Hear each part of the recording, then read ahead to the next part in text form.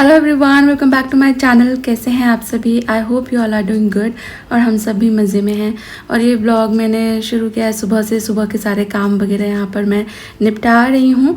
इस ब्लॉग में एक्चुअली 2-3 दिन की क्लिप्स हैं और एक क्वेश्चन का आंसर भी है जो पिछले कुछ व्लॉग्स में आप में से बहुत ज़्यादा व्यूअर्स के दिलों में उठ रहा है, तो उसका जवाब भी मैं देने वाली हूँ।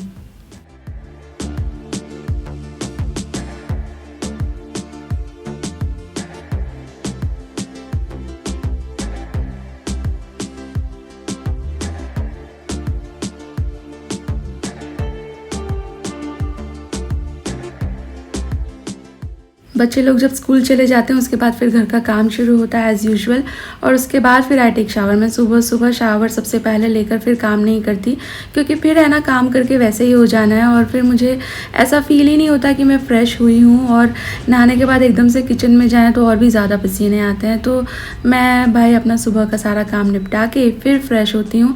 फ्रेश होने के साथ ही शुरू हो जाता है मेरा मी टाइम। इस टाइम पे जो मेरा दिल करता है मैं वो करती हूँ। कभी कोई मूवी वगैरह देख लेती हूँ, कभी कोई वेब सीरीज़ देख लेती हूँ, कभी जो दिल करता है वो मैं कर लेती हूँ। बट हाँ, आई मेक श्योर कि इस वक्त मैं अपने लिए कोई चाय वाय ज़रूर से बना लूँ, कोई ड्रिंक वगैरह, सो दैट वो एक लीजर वाली ना एक रिलैक्स वाली फीलिंग आ सके।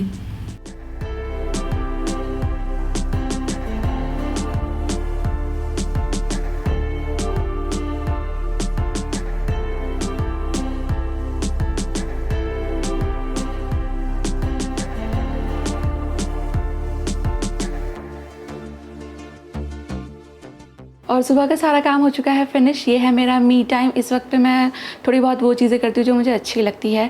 मैंने यहाँ पर मेरी जो हिबिस्कस टी है उसे सीप होने के लिए रखा है। मैं hibiscus tea, blue T, green tea, तरह तरह की टीज़ पीती हूँ इस वक्त पे।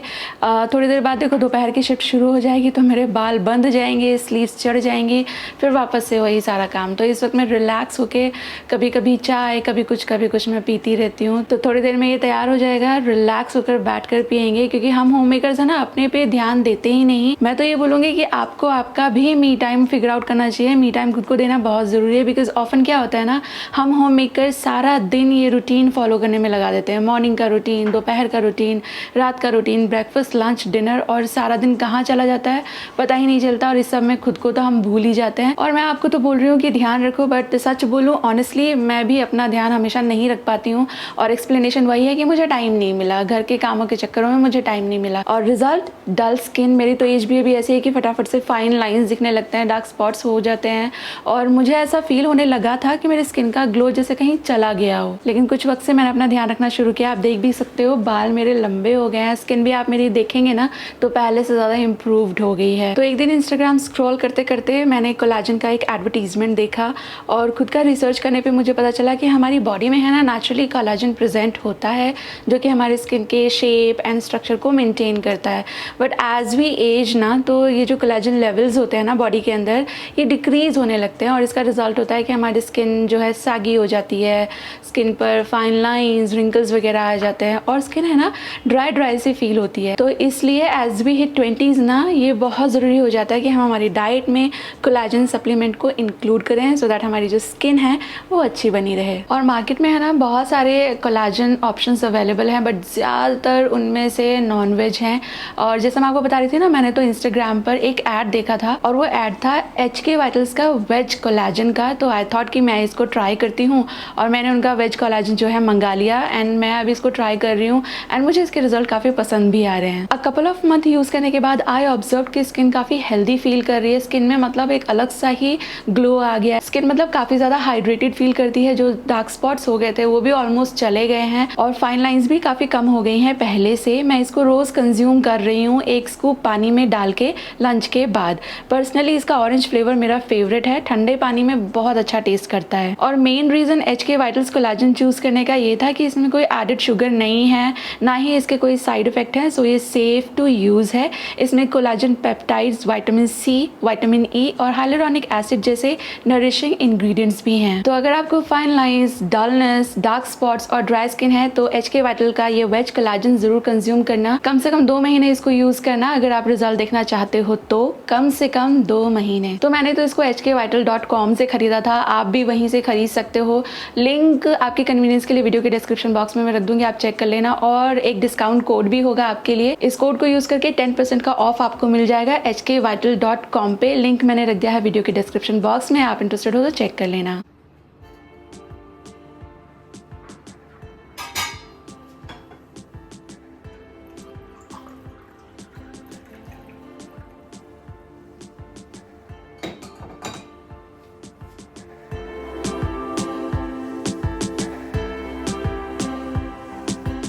और मैंने सोचा था कि मैंने ना एक नई वेब सीरीज़ शुरू करी है, मैंने सोचा था उसका एक एपिसोड देखूंगी, लेकिन उसके बाद दिन चढ़ते चढ़ते काम इतना सारा आ गया, तो मैंने सोचा पहले काम ही निपटा लेते हैं, एंटरटेनमेंट बाद में कर लेंगे। और ये जो मेरा चश्मा है ना, मुझे दूर की नज़र है, मतलब दूर का नहीं क्लियर दिखता है, तो ये उसके लिए है। फिर जब मैं कोई भी पास के काम करती हूँ तो मुझे ये चश्मा हटाना पड़ता है, नहीं तो फिर ब्लर ब्लर सा दिखता है।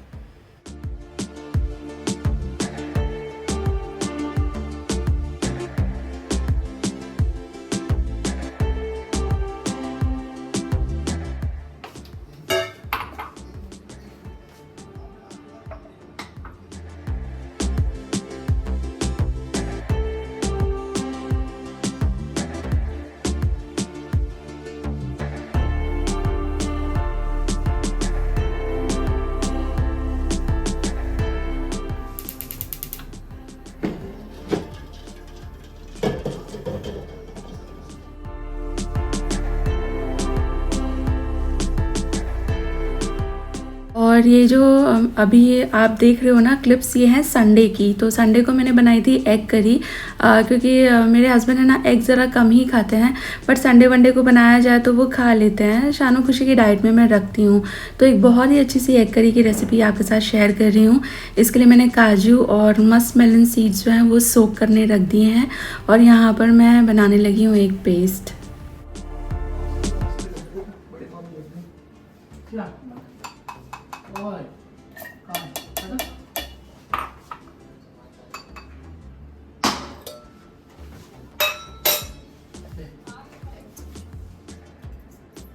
मरी हुई है ये मकड़ी तो। देख बड़ी मौत से मस्ती कर। बड़ी मम्मा।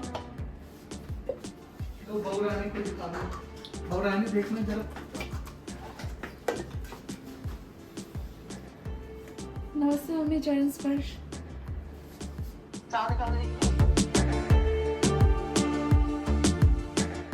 क्योंकि दही डाला हुआ है तो पानी वानी डालने की ज़रूरत नहीं है, और सारी ही चीज़ें अच्छी तरह से सोक होकर रखी हुई थी, तो बहुत ही स्मूथली पिस जाती हैं।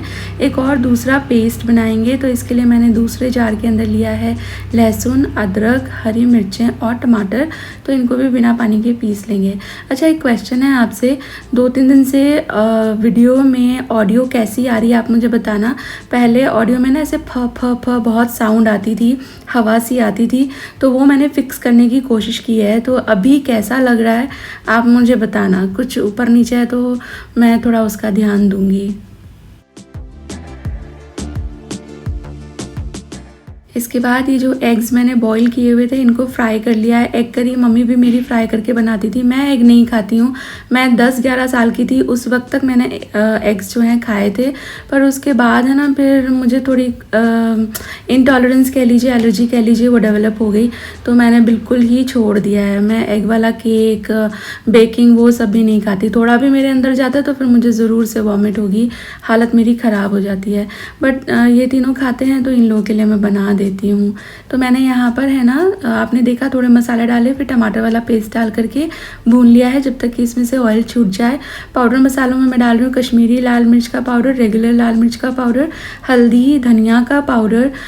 इसमें कश्मीरी लाल मिर्च का पाउडर ज़रूर डालना, क्योंकि इतना सारा वाइट ग्रेवी है ना, तो थोड़ा पेल सा कलर आएगा, तो थोड़ा ये वाला पाउडर डालने से अच्छा कलर आएगा। देन मैंने ऐड किया है गरम मसाला, बिल्कुल ज़रा सी चीनी के दाने और ज़रा सी काली मिर्च। मसाले आप आपके चॉइस के हिसाब से डाल सकते हो, एज इन टेस्ट के हिसाब से क्वांटिटी ऊपर नीचे कर सकते हो, बट मसाले यही वाले डालने हैं। देन अच्छी तरह से इसको भून लीजिए। फिर से तेल सा दिखने लगा है, तो अब जो वाइट वाली जो ग्रेवी पेस्ट बनाया था ना, वो ऐड कर दूंगी मैं इसके अंदर। और अच्छी तरह से सिलिकॉन स्पैचुला से मैंने स्क्रैप कर करके ज़्यादा से ज़्यादा मसाला निकाल लिया है। और ये ना क्योंकि इसमें काजू है तो ये भुनता नहीं है, एकदम ही थिक होने लगता है। तो इसकी अच्छी भुनाई हो जाए इसके लिए मैं इसमें थोड़ा सा ना पानी मिलाऊंगी। तो उसके लिए जिस जार में ये पीसा था उसी जार में मैंने थोड़ा पानी घोल लिया था, तो जो रिमेनिंग पेस्ट था वो भी छूट आया। और बस ये डाल करके अभी इसकी भुनाई करनी है अच्छी तरह से, तब तक जब तक ये चिपकना बंद हो जाए। 2-4 मिनट लगेंगे। और इसके बाद फिर कंसिस्टेंसी एडजस्ट कर लेना। तो मैंने दूसरे जार में भी टमाटर जहाँ पीसे थे तो वो थोड़ा चिपका पड़ा था, तो पानी से उसको भी निकाल लिया कंसिस्टेंसी के हिसाब से। Then I am adding salt here. Gravy थोड़े अच्छे से भुन जाएगी, आप देखिए थोड़ा रेडनेस आने लगी, यानी इसमें से थोड़ा सा भुनाई हो चुकी है, इसकी ऑयल छूट रहा है। तब मैंने ऐड किया इसमें कसूरी मेथी एंड देन ऐड कर दीजिए एग्स। ये एग पहले से ही प्रोसेस्ड है तो इनको ओवर कुक करने की ज़रूरत नहीं है। और सब्ज़ी यहाँ पे 5 मिनट से सिमर हो रही है। सिम गैस पे मैंने इसको रखा हुआ है। आटा मेरा लग के तैयार हो गया है। 1 सेकंड मेरे को आपको सब्ज़ी दिखानी है, मैं कुछ बताती हूँ आपको। ये देखो खुशबू तो ज़बरदस्त आ रही है और इसकी शक्ल देखिए। मैं आपको ये बताऊं कि जब भी आपको ये दही बेस्ड ग्रेवी बनाते हो ना तो उसको 2-5 मिनट में मत उतार लेना। ऑलवेज उसको टाइम दे कुकिंग का। ये जितना ज़्यादा ज़्यादा से मेरा मतलब है जब प्रॉपर कुकिंग हो जाएगी ना तो दही बेस्ड ग्रेवीज इस तरह से कोरमा छोड़ देती हैं। अभी अच्छी तरह से पक चुकी है। अगर इसे मैं बीच में उतार लेती ऐसी ये रहती ना, ऐसी मतलब इसमें कोरमा नहीं दिखता, बस ये ऐसी पीली पीली ग्रेवी होती है तो वो कच्ची होती है। तो एट टाइम्स दही वाली ग्रेवीज है ना बिल्कुल भी टेस्टी नहीं लगती हैं, बिकॉज बहुत लोग मैंने देखा है कि उसको प्रॉपरली कुक नहीं करते। जब तक इस तरह से घी छूटता आपको नज़र ना आए तब तक इसको कुक करना है आपको। और अब क्योंकि ये अच्छी तरह से पक चुकी है ना तो इसमें से अब ये कोरमा छूटता ही जाएगा। आप जितनी देर और पकाएंगे और ज़्यादा कोरमा इसमें से निकल जाएगा। बट आप देख लें आपको कितनी कंसिस्टेंसी रखनी है ग्रेवी की। और मेरे हिसाब से बहुत अच्छा क्रीमी एकदम रेडी हो गया है। कोरमा छूट गया तो ये गल भी चुका है, एज इन ग्रेवी मेरी पक चुकी है अच्छी तरह। मैं बस गैस मैंने बंद कर दिया है और ये हो गई है रेडी खाने के लिए। एक बार इसमें लास्ट में ना मैं मिलाऊंगी थोड़ा सा धनिया के पत्ते। आप चाहें तो इसको और भी रिच बनाने के लिए ऊपर से थोड़ा क्रीम मिला सकते हो, मैं नहीं मिला रही हूँ। धनिया डाल देने से एक तो कलर कॉन्ट्रास्ट बहुत प्यारा आ जाएगा, ऊपर से एक फ्रेशनेस एंड ब्यूटी भी ऐड हो जाती है। तो ये मैं इसमें मिलाऊंगी। और इसके साथ कुछ रायते वायते की ज़रूरत नहीं है। इसके साथ सिर्फ नींबू वाले प्याज कर लीजिए एंड गर्मा गर्म फुलके, बस हो गया। मैंने भी नींबू वाले प्याज जो हैं वो ये देखो काट के रख लिए हैं, मतलब प्याज काट लिए हैं। इसमें ऑलरेडी मैंने नींबू लगा दिया, नमक नहीं लगाया है। बस ये रेडी हो जाएंगे, थोड़ी देर में पिकल हो जाएंगे। और बस 5 मिनट और चाहिए मुझे कि आटा जो है रेस्ट हो जाए एंड सी दिस सब्जी।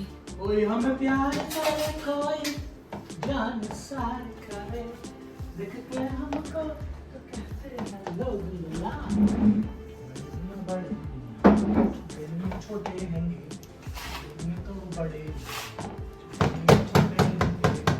ऐसा अच्छा लगता है ना इधर से लाइट आती है। हाँ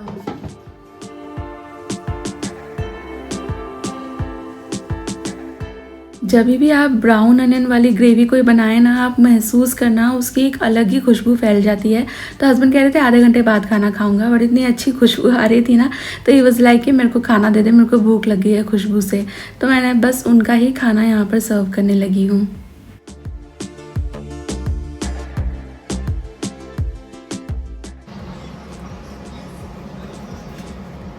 मुझे दे दे, मुझे भूख लग रही है।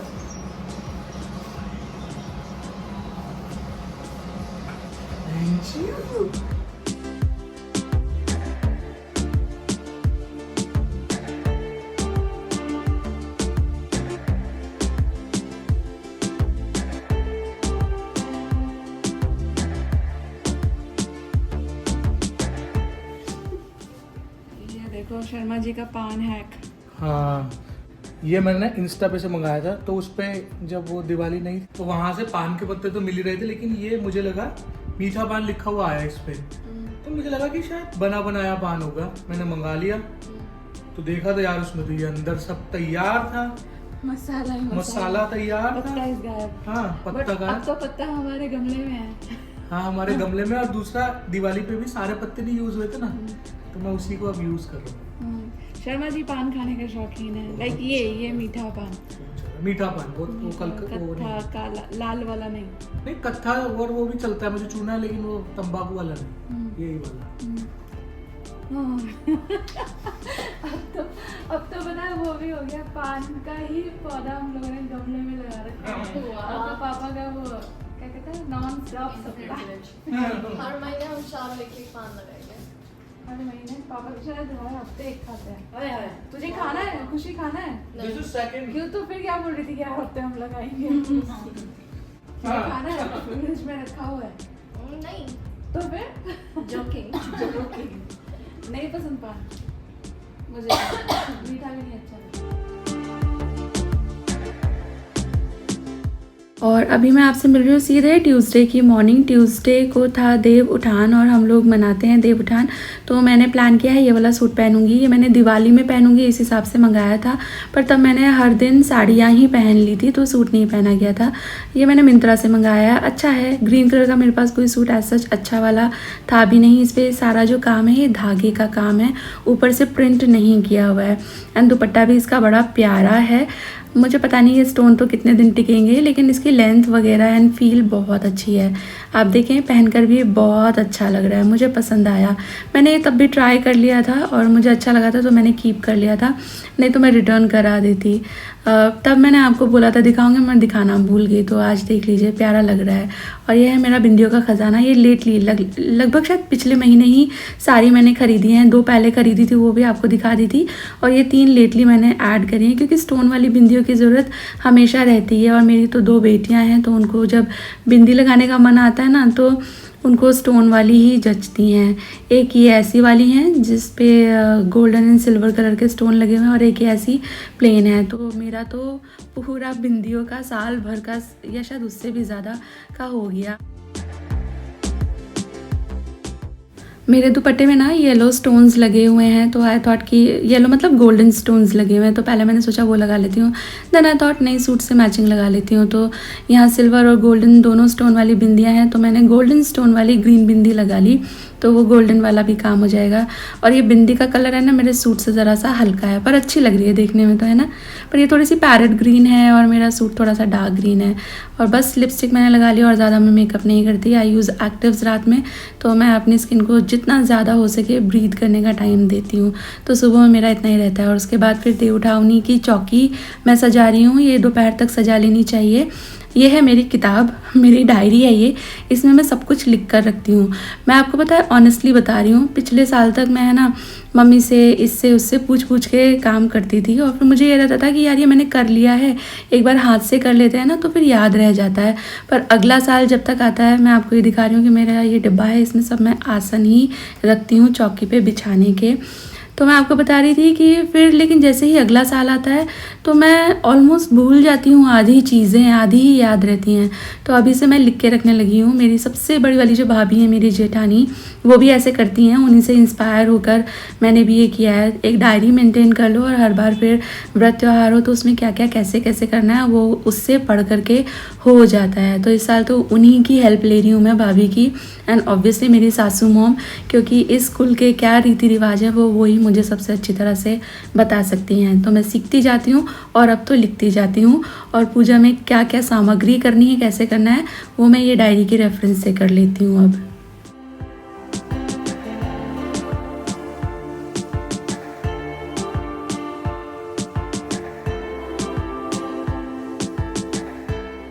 और जो दिवाली प्रेप वाला व्लॉग गया था उसमें मैंने आपके साथ शेयर किया था कि अगली दिवाली हम इस घर में नहीं मनाएंगे। तो उसका मतलब था कि हम जो नई दिवाली होगी, नेक्स्ट दिवाली होगी, वो अगले घर में मनाएंगे। तो उस पर मैंने देखा कि मेरे कमेंट सेक्शन में बड़ा ही बवाल खड़ा हो गया। कुछ लोगों को कुछ लग रहा था, कुछ लोगों को कुछ लग रहा था, तो उसके एक्सप्लेनेशन में मैं नहीं जा रही हूँ।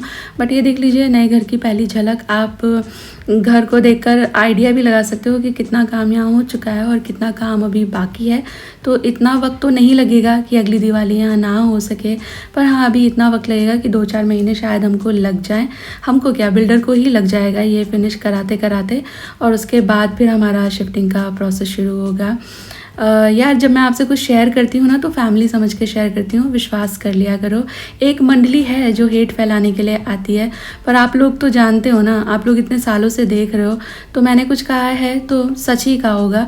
मुझे जो आपको बताना होता है वो मैं आपको सच्ची सच्ची बता ही देती हूँ, जो नहीं बताना होता मैं उसका जिक्र नहीं करती। फिर इससे अच्छा है फिर बताओ ही नहीं। तो सिर्फ छेड़ दिया और फिर उसके बारे में कुछ बात भी नहीं है, हवा में बातें हो रही हैं, वो मेरी आदत नहीं है। एंड आई थिंक 5-6 सालों में आप भी मुझे इतना जान गए होंगे।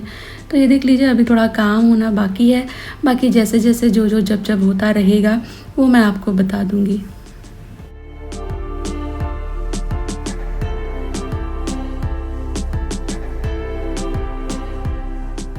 और मुझे मालूम चला बहुत सारे लोगों को ये भी जानना है कि चेंज करने की वजह क्या है, तो वजह जब सही वक्त आएगा तो मैं आपको बता दूंगी। फ़िलहाल मैं मेरी पूजा की तैयारी कर रही हूँ। तो देव उठावनी एकादशी के दिन होती है। एकादशी पर जो चावल है वो वर्जित होता है, बनाते नहीं, खाते नहीं और पूजा में भी इस्तेमाल नहीं करना चाहिए। तो मैं तिल का इस्तेमाल कर रही हूँ। ऐसा बोलते हैं कि धरती माँ दिए का बोझ नहीं ले सकती हैं, तो इसलिए चावल के आसन पे रखना चाहिए जो दिया है, पर आज नहीं यूज़ कर सकते तो मैंने तिल का इस्तेमाल किया है। बाकी हर घर की पूजा अलग होती है, हर स्टेट और फिर हर सिटी वाइज पूजा बदल जाती हैं। हर कुल और गोत्र के हिसाब से भी अलग अलग तरह से पूजा की जाती है। मेरे घर की पूजा में और आपके घर की पूजा में हमारे गोत्र और कुल के हिसाब से फ़र्क आता होगा। यहाँ मैं मेरी सासू माँ से पूछ करके जो किया जाता है वैसा कर रही हूँ। इस दिन घर के द्वार पे है ना इस तरह पैर के छाप दिए जाते हैं।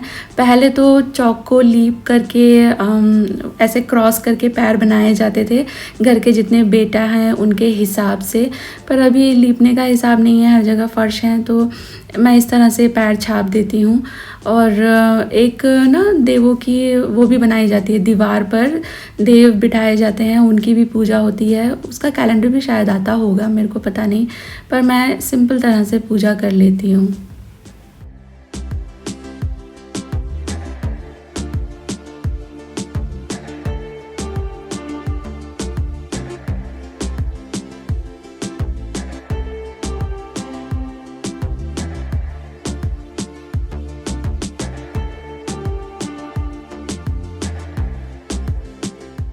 और देव उठावनी बस मैं और मेरे फ्लोर पे हम लोग 4 लोग रहते हैं ना, तो मैं और मेरे एक नेबर ही कर रहे थे बस।